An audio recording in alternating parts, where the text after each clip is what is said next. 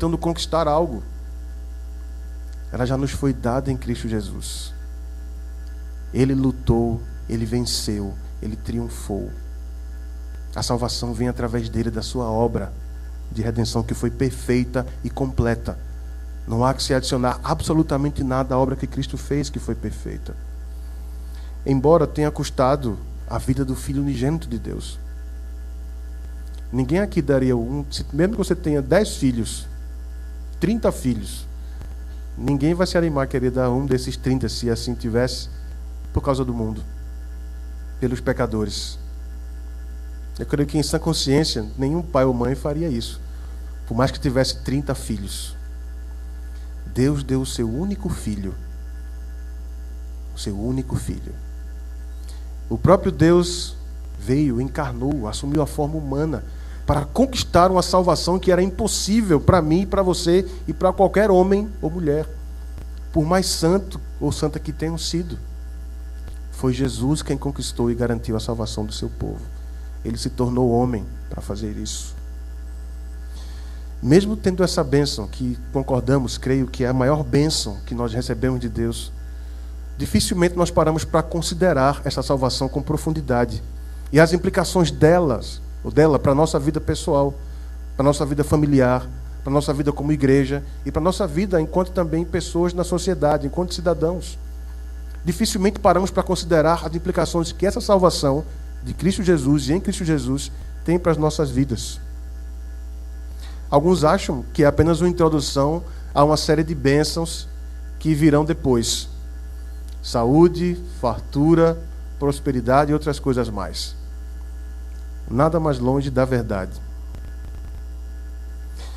Esse texto aqui da Carta aos Romanos deixa muito claro que Deus foi aquele que nos salvou. A iniciativa foi dele. Ele fez toda a preparação para a salvação e ele mesmo a realizou. Esse texto nos mostra o amor eterno e incomparável de Deus pelos seus eleitos, por aqueles a quem ele amou e de acordo com o seu eterno propósito os salvou. Quando Paulo escreveu esta carta aos Romanos, ali cerca da década de 50, no primeiro século, alguns acham ali mais ou menos 57, depois de Cristo, durante sua terceira viagem missionária. Geralmente os comentaristas são unânimes, não há uma precisão, mas cerca mais ou menos desse período aí. As suas epístolas, em grande parte, quando nós lemos, não só esta Romanos, mas as outras, a 1ª e 2ª Coríntios, aos Gálatas, Efésios, Filipenses, nós vemos que geralmente o Espírito Santo moveu Paulo e ele fala alguns temas que são, digamos assim, os mesmos nas cartas. Falando sobre Cristo, a supremacia de Cristo, da sua obra redentora. Falando sobre a unidade que temos em Cristo. Falando que nós todos fomos batizados e estamos num só Espírito. Que o nosso alvo e objetivo é um só em Cristo, é a glória de Deus. E Paulo vai colocando estas coisas que visavam fortalecer, consolar, corrigir os erros e pecados que a igreja estava cometendo e, sem dúvida alguma, lembrá-los de quem eles eram em Cristo e por causa de Cristo. Seu propósito em relação a esta carta aos Romanos era compartilhar da graça de Deus com a igreja de Roma, de alguma maneira preparar a sua ida até lá, porque ele não conhecia a igreja de Roma pessoalmente.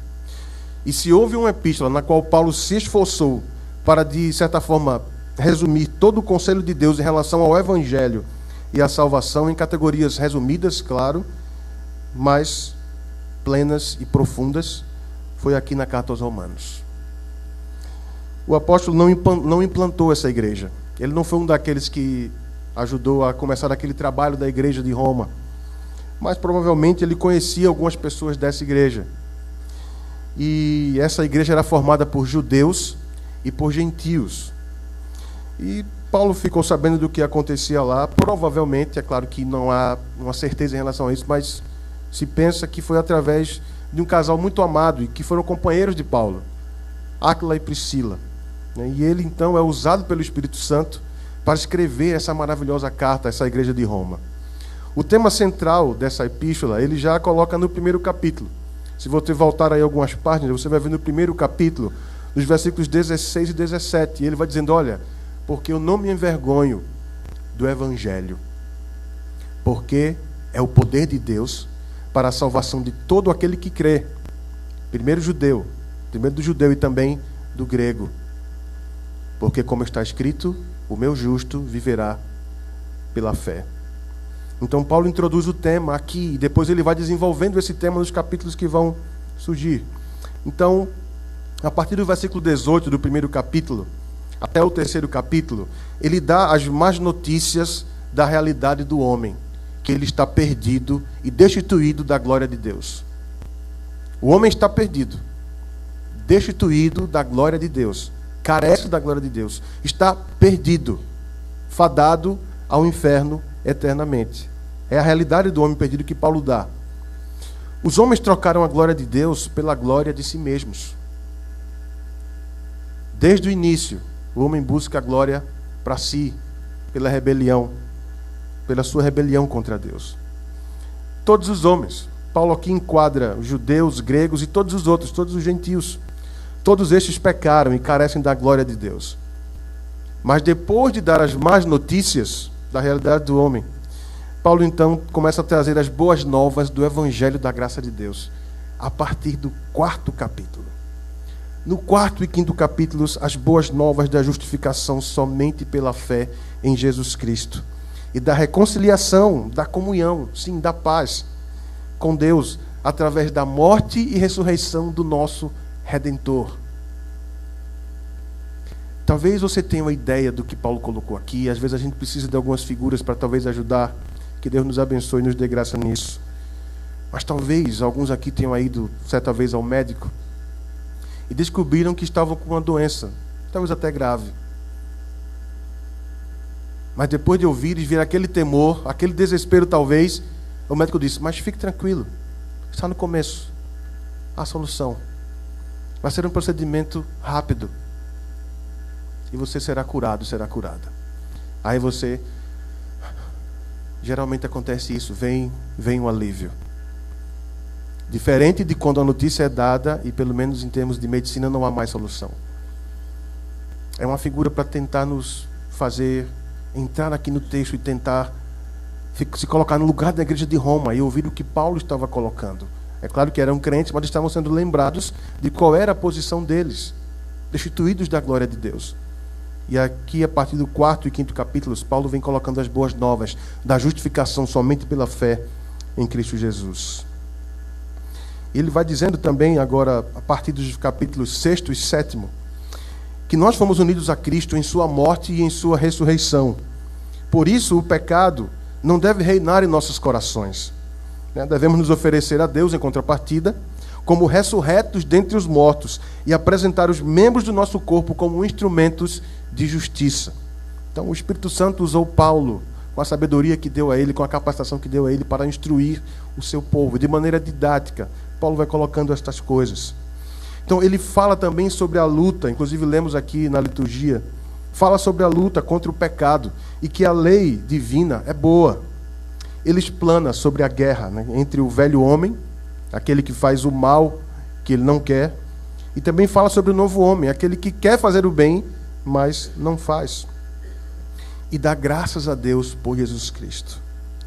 Paulo introduz aqui no 8º capítulo, no seu começo, palavras que são confortadoras, consoladoras para quem vive esse dilema. Agora, pois, nenhuma condenação há para os que estão em Cristo Jesus. Para os que foram incluídos em sua morte e ressurreição. Estes são filhos de Deus e têm o testemunho interno do Espírito Santo. Está no 8º capítulo, versículo 16. A partir do versículo 18, o apóstolo começa a falar sobre a esperança da glória.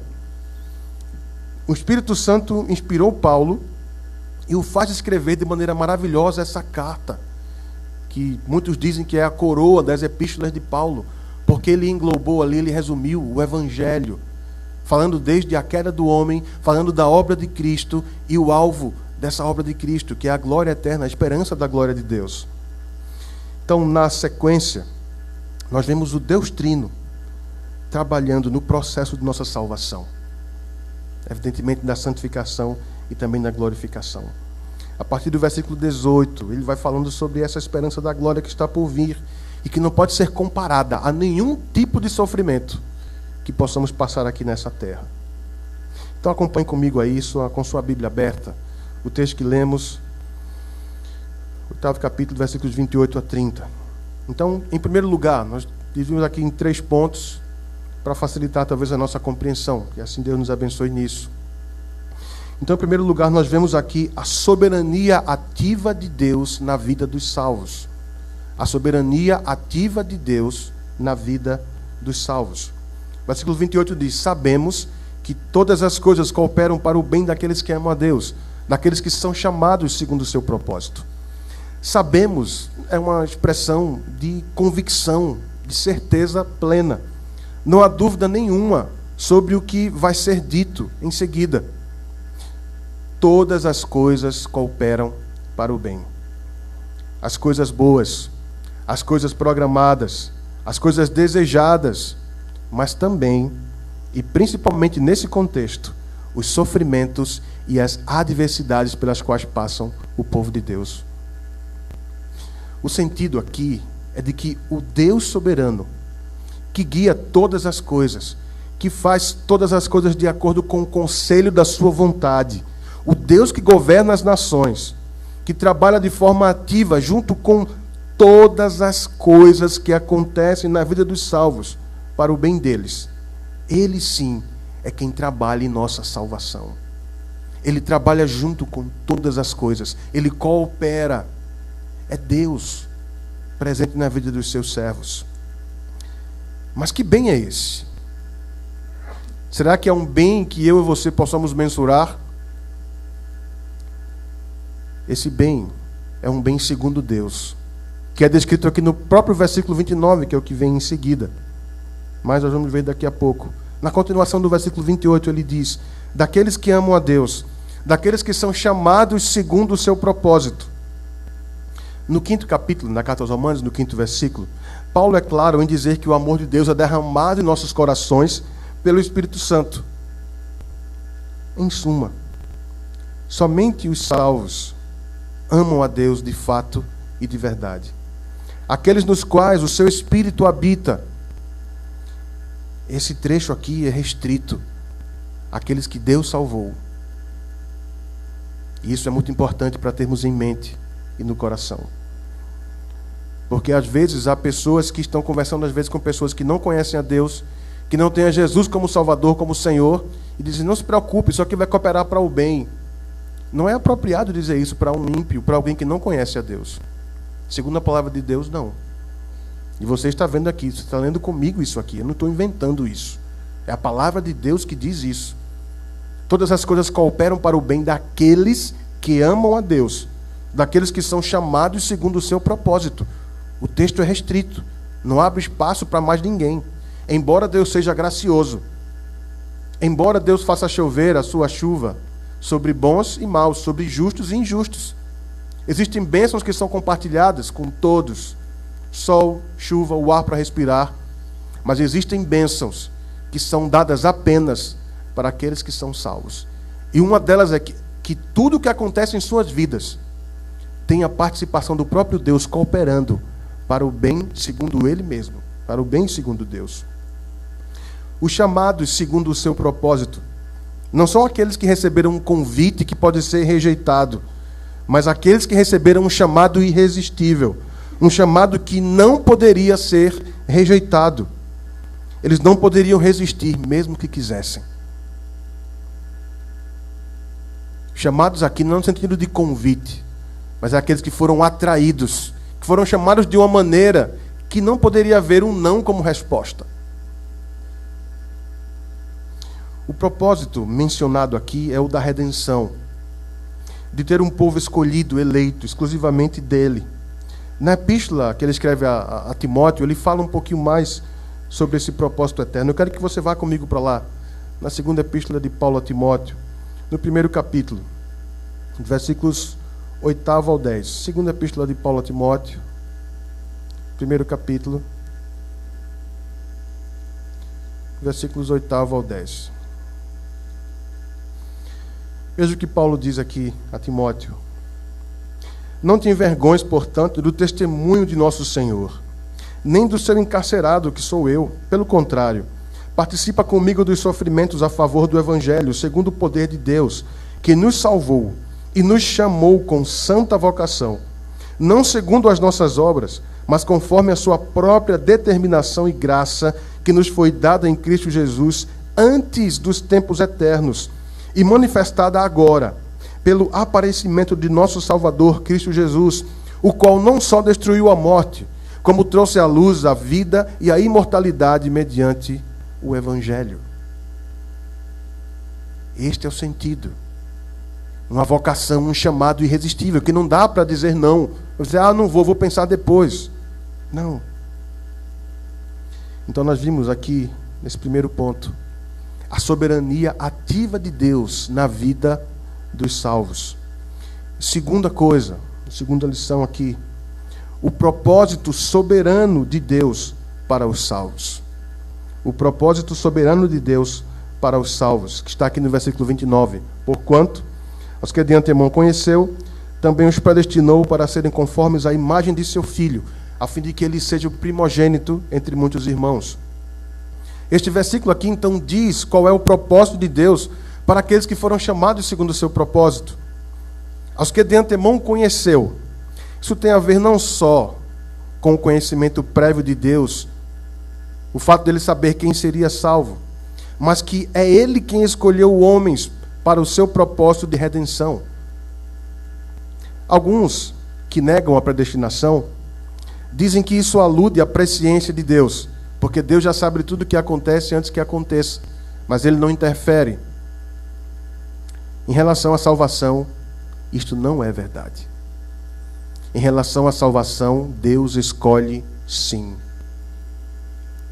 De antemão tem a ver com antes do início do tempo, dizendo que lá, Deus não somente sabia, mas Deus escolheu. Vai ficar um pouquinho mais claro em outras partes que vamos ver aqui. Em vários contextos, no Antigo Testamento e no Novo Testamento, o termo conhecer, ele é usado como um significado, em alguns momentos, como quase sinônimo de amar, de considerar com afeto e conhecer com interesse singular. Esses são aqueles sobre os quais o Senhor colocou o seu interesse, a quem ele escolheu desde a eternidade, com amor e afeição distintos. No versículo 30 vamos ver um pouco mais sobre isso também. Aos que de antemão conheceu, e aqui também os predestinou. Isso aqui vai completar a ideia e o que Paulo está dizendo aqui. Isso indica simultaneidade ao mesmo tempo que Deus de antemão conheceu, também predestinou, um ato simultâneo. Ele escolheu e conheceu de antemão. Ou seja, não foi somente conhecer antecipadamente, mas ele escolheu. O Senhor nos amou e nos escolheu na eternidade passada, que é um termo que usamos, para um propósito maravilhoso na eternidade futura. É uma predestinação absoluta e soberana. Absoluta e soberana de Deus. Vários textos também do Antigo e Novo Testamento comprovam que é Deus quem escolhe aqueles que são seus, que ele predestina, sim, os seus eleitos para a salvação. Essa escolha vem desde Abraão. Eu vou resumir algumas coisas, poderia falar muito mais, mas o nosso tempo aqui é limitado. Então, escolhendo Abraão, passando por Israel como povo, e depois se espalhando pelas nações o conhecimento de Deus e da sua salvação. Alguns textos, aqueles que estiverem anotando, alguns textos do Antigo Testamento. Salmo número 33, nos versículos 10 e 11, que diz que o Senhor frustra os desígnios das nações e anula os intentos dos povos. Diz que o conselho do Senhor permanece para sempre, o desígnio do seu coração por todas as gerações. Em Isaías 43, versículos 11 e 13, o Senhor fala também dizendo que, olha, eu sou Deus e além de mim não há outro.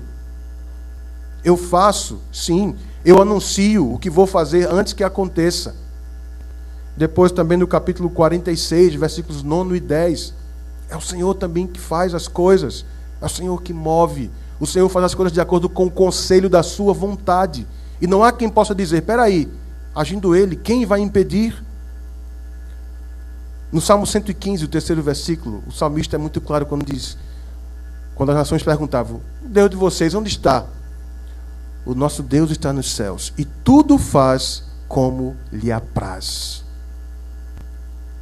Quem é que pode questionar alguma coisa? Ele dizer: por que fazes assim? Por que foi assado? Por que aquilo ou aquilo outro? Um outro texto também é Ezequiel, capítulo 36, dos versículos 23 ao 27.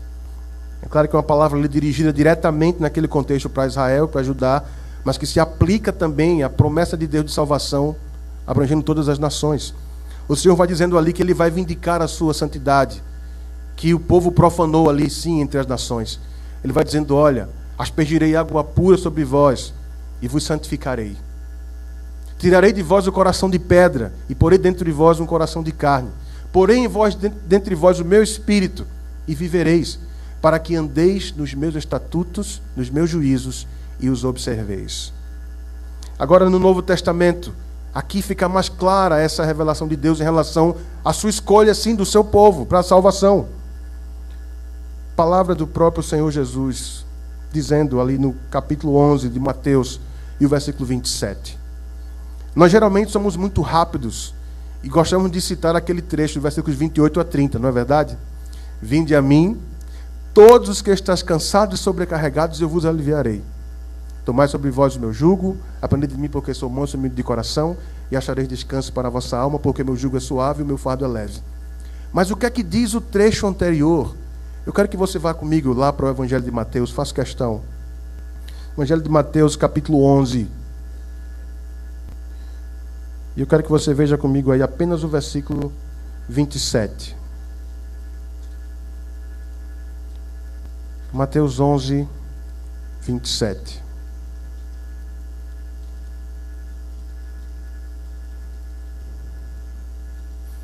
Uma oração que ele vem fazendo, e aqui ele diz: tudo me foi entregue por meu Pai.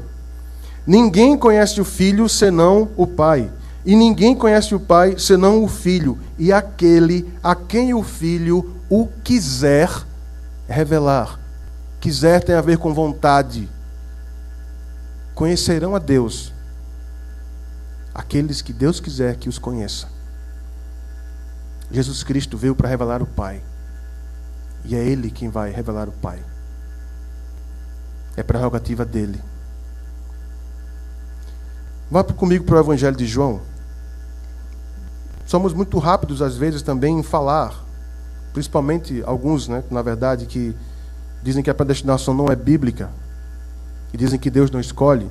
Eles são muito rápidos em falar nesse texto aqui do Evangelho de João, no primeiro capítulo. Abra aí comigo. Talvez não precisasse, mas eu quero que você leia comigo.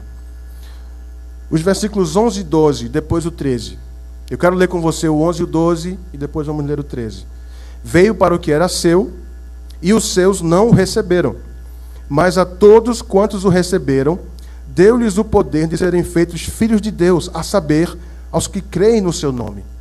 E aí alguns querem matar a questão e argumentar que a predestinação não existe, colocando esse versículo. Olha aqui, mas todos que o receberam. Mas o que é que diz o versículo 13? Vamos continuar a leitura? Os quais, quem são todos estes?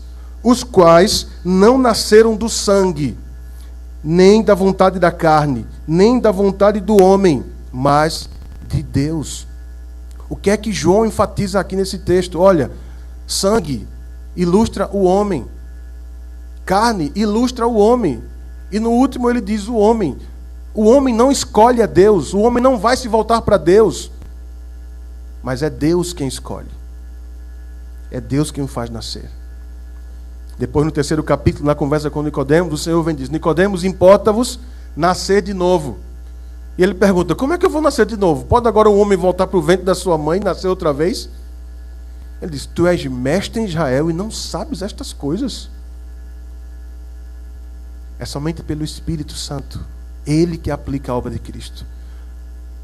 Vamos fazer uma sequência aqui para nós lembrarmos. Nós somos salvos pela fé em Cristo Jesus. De quem é a fé? É de Deus. Não é um dom de Deus, segundo a carta aos Efésios? Através de que vem a fé? Do ouvir a pregação e a pregação da palavra de Cristo. Então, quem é que prepara a nossa salvação? quem é que realiza a nossa salvação? Quem a aplica em nossos corações? É o próprio Deus. Não há dúvida em sua palavra em relação a isso. Mas ainda no Evangelho de João, continue aí comigo, vá algumas páginas à frente. 6º capítulo do Evangelho de João. Veja os versículos 37 e depois 40 e 44. Ali Cristo diz: todo aquele que o Pai me dá, esse virá a mim, e o que vem a mim, de modo nenhum o lançarei fora. O 40. De fato, a vontade de meu Pai é que todo homem que vir o Filho do Homem e nele crer, tenha a vida eterna, e eu o ressuscitarei no último dia. 44. Ninguém pode vir a mim, se o Pai, que me enviou, não o trouxer, e eu o ressuscitarei no último dia. Vá agora para o livro de Atos dos Apóstolos, no 2º capítulo. Atos dos Apóstolos, no 2º capítulo. Versículos 46 e 47. A narrativa de Lucas diz: diariamente perseveravam unânimes no templo, partiam pão de casa em casa e tomavam as suas refeições com alegria e singeleza de coração, louvando a Deus e contando com a simpatia de todo o povo. Enquanto faziam tudo isso, acrescentava-lhes o Senhor dia a dia os que iam sendo salvos. Era Pedro quem acrescentava? Era Barnabé? O Senhor acrescentava. Ainda em Atos, vá comigo agora para o capítulo 13, versículo 48. Atos no capítulo 13, o versículo 48.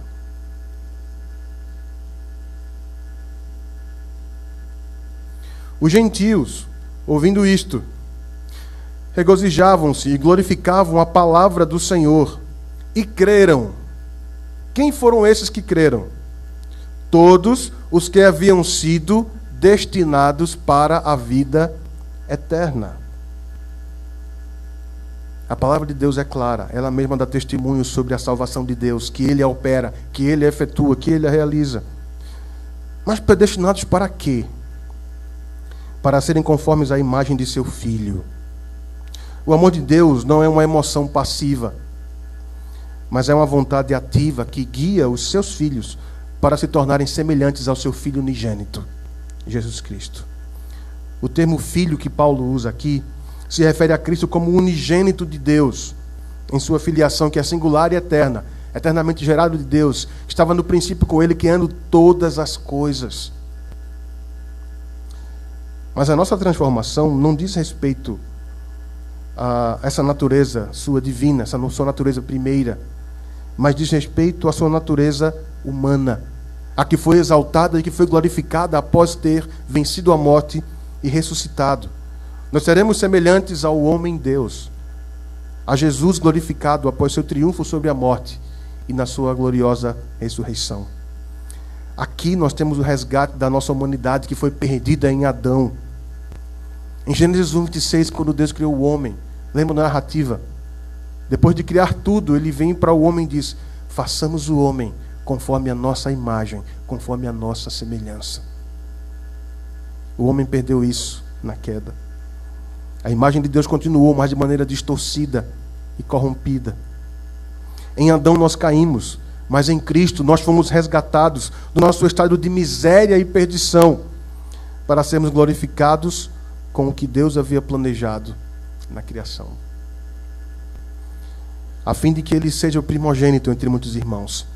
Isso diz respeito ao propósito de Deus em relação a Cristo, que Ele seja glorificado com preeminência dentre os filhos de Deus. Não foi tanto para a nossa glória que o Senhor nos glorificará, que fez essa promessa, mas para a glória de Cristo, porque dele e por meio dele e para ele são todas as coisas. A ele, pois, a glória eternamente. Amém. Então, em terceiro lugar, nós vamos ver aqui uma outra lição: a soberania de Deus na realização da salvação. Versículo 30. Observe comigo aí os seus olhos no versículo 30. E aos que predestinou, a esses também chamou. E aos que chamou, a esses também justificou. E aos que justificou, a esses também glorificou.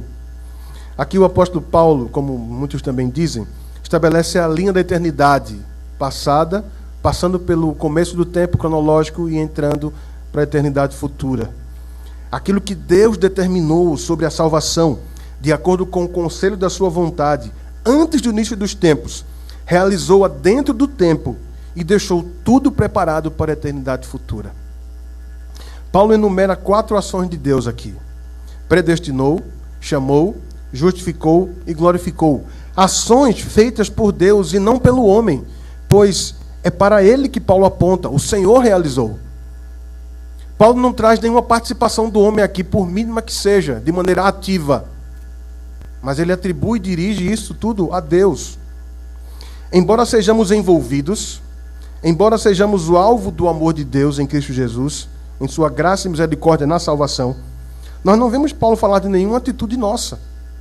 Os homens não são mencionados aqui como aqueles que escolheram a Deus, mas como aqueles que foram escolhidos por Deus.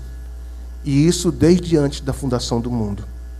Aos que predestinou, aos que Deus escolheu na eternidade passada, antes que houvesse o início do tempo cronológico estabelecido. Ele nos escolheu nesse momento, na eternidade passada, para sermos dele. Ele nos amou e nos escolheu lá, antes que houvesse mundo. A esses também chamou. Aqui agora uma ação que acontece dentro do tempo cronológico estabelecido. Deus então veio e chamou de maneira irresistível esses a quem ele predestinou. A resposta a esse chamado vem pela fé. Mas a fé também é um dom de Deus. Carta aos Efésios, 2º capítulo, 8º versículo. A esses também chamou, ou seja, no dado momento do tempo, o Senhor foi e chamou de maneira irresistível. A esses também justificou. Em sua morte e ressurreição, Jesus Cristo justificou todos os que foram predestinados por Deus, o Pai. A sua morte tem efeito retroativo e prospectivo. Quer dizer, todos os que morreram crendo e aguardando a sua vinda, lá do Antigo Testamento, e todos os que nasceram bem depois e creram nele, creram que ele veio e cumpriu toda a justiça de Deus, tudo o que fora prometido sobre ele nas Escrituras, que ele morreu, que ele ressuscitou, esses foram justificados nele. A esses também glorificou. Diferentemente da chamada e da justificação, nessa sequência, para nós a glorificação pertence realmente ao futuro. Nesse texto ela é apontada como a plenitude da nossa salvação. Embora esteja no tempo passado aqui, lemos aí, glorificou, ela foi colocada dessa maneira para que não haja dúvida de que ela será tão realizada quanto a predestinação, a chamada e a justificação. É promessa do Deus eterno que não falha em nenhuma das suas promessas. E é garantida por Ele mesmo. Mas trazendo então aqui para nós, que aplicações podemos então ter para nós em relação a esse texto? Primeira coisa, talvez seja tão óbvio, mas meditado talvez tão pouco ou quase nunca. Deus nos amou antes que o mundo existisse. Você consegue dimensionar esse amor? Às vezes as mães, quando estão grávidas, dizem: eu não vejo a hora dele sair e de colocar nos meus braços. O pai também está ali, ansiando, esperando, e eles já amam esse filho antes que ele venha aos seus braços. Já compram roupa, escolhem nome, fazem tudo preparando a chegada desse filho ou filha. E é tão amado. Mas eu quero que vocês percebam junto comigo, que Deus nos dê a graça de perceber isso. Deus nos amou antes que existisse o mundo. Antes que houvesse qualquer coisa nesse mundo, Deus já nos amou. Ele nos escolheu. Você consegue dimensionar o tamanho desse amor de Deus? Não dá. Há pessoas que às vezes ficam mergulhados em dilemas, em traumas, dizendo que ninguém me ama, ninguém me quer, etc e tal, e se diz crente no Senhor Jesus. Você já parou para pensar nisso aqui, meu irmão, minha irmã, se for o seu caso hoje? Você já foi amado por Deus antes que houvesse mundo. Isso é para lá de maravilhoso. Ele nos deu o seu próprio filho para morrer em nosso lugar. Segunda coisa, Não precisamos de autoestima ou do amor dos outros para termos razão ou sentido para viver. O Deus eterno nos escolheu e tem um propósito indescritível e maravilhoso para nós, enquanto seus filhos. Quando as pessoas falam que estão com a autoestima baixa, é porque elas pensam que os outros não gostam dela, ou demonstram, às vezes, em atitudes que não gostam dela. E aí ela começa agora a se achar para baixo. Ninguém gosta de mim, eu acho que eu sou mau, acho que eu sou ruim. E aí alguns querem trazer, você precisa melhorar a sua autoestima. Nós temos uma estima que vem do alto, que começou antes que houvesse o mundo. Mas nós não lembramos disso. Nós esquecemos disso. E queremos cair no engodo de filosofias humanas que a palavra de Deus reprova. Você sabia que você foi amado de maneira especial por Deus? Você pode dizer, eu sei, mas que implicação isso tem para a tua vida? Você realmente é cônscio disso, de maneira plena e profunda? Se todo mundo estivesse contra você, como Davi, o próprio filho intentou contra ele, se rebelou, tomou seu trono, o expulsou do seu castelo, do seu palácio. E ainda assim, Davi compôs cânticos e exaltou a Deus, dizendo, não vou temer os milhares que vêm contra mim. Cresçam. Pois tu, Senhor, és o meu escudo. Tu és a minha glória e aquele que exalta na minha cabeça. Em paz me deito e durmo. Acordo porque o Senhor me sustenta. Davi entendeu o amor de Deus. Davi provou na sua vida do amor de Deus. Mesmo quando o seu próprio filho se voltou contra ele e tentou matá-lo. Coisas terríveis acontecem conosco e com nossos irmãos. Mas não importam quais sejam as tribulações, as angústias e sofrimentos. Se você foi chamado segundo o propósito eterno de Deus, Ele está trabalhando junto com todas essas coisas para esse bem supremo, que é a conformação à imagem e semelhança do Senhor Jesus. Só para enumerar algumas coisas. Questões de saúde quando são abaladas, em nós ou em nossos amados.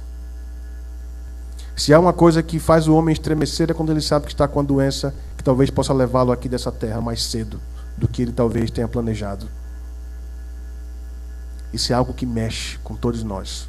Ninguém está isento disso. Ninguém. Relacionamentos é uma outra coisa que traz desgaste, que faz adoecer o coração e a alma. Seja com a esposa, com o marido, com filhos, com amigos chegados. Há pessoas, por exemplo, que não suportam saber que alguém disse uma coisa ruim sobre ela, ou fez algum mau comentário, alguma coisa assim. Já quer resolver logo, porque não vai conseguir dormir se não resolver com aquela pessoa a questão. Provas de fogo que vêm sobre nós, às vezes na escola, trabalho, em tantas outras situações. E também fatalidades. Essas coisas vêm sobre nós. Mas a palavra de Deus nos garante que o Senhor está trabalhando para o nosso bem em cada uma delas. Muitos aqui estão passando por coisas assim. Mas precisamos lembrar que o Senhor está conosco o tempo todo. Não há o que temer. Você pode estar dizendo aí, pastor, é fácil para o Senhor dizer. Eu sei que não é fácil quando a gente passa. Quando a carne corta aqui, é mais profundo, né, como se diz. Mas todos nós temos os dilemas, temos adversidades, tribulações, estamos enfrentando doenças em nós ou em nossos amados, situações adversas no trabalho, em tantos lugares. Mas precisamos lembrar à luz desse texto que o Senhor está conosco. Ele está conosco, Ele está guiando tudo de acordo com o seu propósito eterno. Nós estamos seguros nas suas mãos. É o que Ele está dizendo aqui para nós. Nós não temos a visão do todo como Deus tem, mas nós podemos confiar nele plenamente. Ainda que andemos pelo vale da sombra da morte, Ele está nos guiando, nos consolando. Eu gosto muito de lembrar de uma frase de Lutero, não o nosso, mas de Martinho Lutero, quando naquele período de toda aquela turbulência na Reforma. Ele perguntou, Lutero, você sabe onde é que você vai chegar com toda essa confusão, tudo que está armado aí? Você não tem medo não? Ele disse, olha, eu não sei o que vai acontecer, eu não conheço o meu caminho, mas eu conheço o meu guia e eu confio nele. Precisamos confiar da mesma forma. Jesus Cristo é o caminho e a verdade e a vida. Se nós estamos nele, ninguém vai nos impedir de chegar ao Pai e à glória eterna. Nada nem ninguém. O Deus que trabalha soberanamente na vida dos salvos, que tem um propósito infalível e soberano para eles, e que realizou tão grande salvação, está conosco para sempre.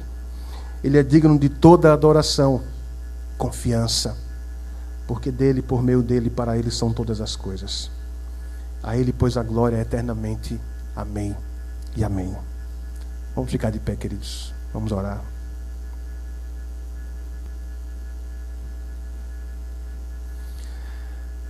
Ó Pai,